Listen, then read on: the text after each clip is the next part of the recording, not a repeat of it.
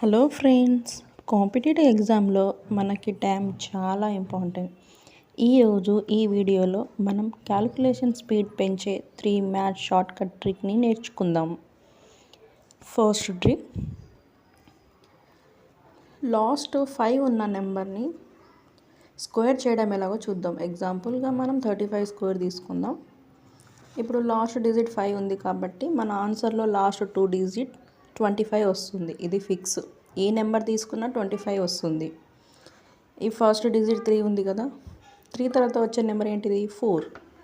కాబట్టి 4ని 3తో మల్టిపుల్ చేయాలి. ఎంత వస్తుంది? 12. ఇప్పుడు ఆ రెండింటిని పక్కన రాసుకోవాలి. 12, 25. మన ఆన్సర్ ఏంటిది? 12, 25 వస్తుంది. అంతే. ఇదే ట్రిక్ మీరు ఉపయోగించి 65 స్క్వేర్ ఎంతో కామెంట్ చేయండి. ట్రిక్ నెంబర్ 2, ఏదైనా 2 డిజిట్ నెంబర్ 11తో జస్ట్ 2 సెకండ్లో మల్టిప్లై చేయడం ఎలాగో చూద్దాం. ఎగ్జాంపుల్, 43 × 11 ఎంత? ఇప్పుడు ఫస్ట్ 43లోని ఫస్ట్ డిజిట్ 4ని, లాస్ట్ డిజిట్ 3ని కొంచెం గ్యాప్ ఇచ్చి రాయండి. ఇప్పుడు ఆ రెండు డిజిట్ని ఎడిషన్ చేయండి. 4 + 3 = 7. ఆ 7ని మధ్యలో పెట్టేయండి. 4, 7, 3. మన ఆన్సర్ 473 వస్తుంది. ఇప్పుడు నార్మల్గా వచ్చిన దాన్ని ఎలా చేయాలో తెలిసింది కదా. ఇప్పుడు ఇన్ కేస్ క్యారీ వస్తే ఏం చేస్తాం?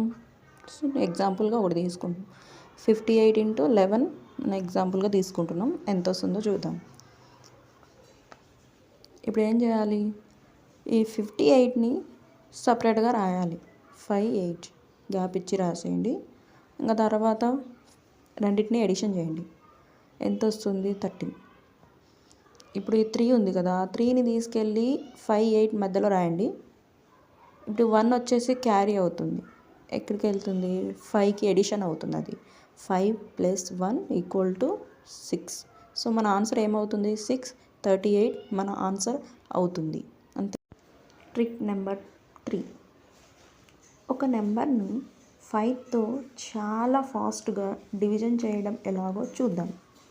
ఎగ్జాంపుల్, 242 / 5 ఎంతో చూద్దాం. నార్మల్గా 5తో డివైడ్ చేయడం కంటే ఇచ్చిన నెంబర్ని డబుల్ చేయడం చాలా ఈజీ.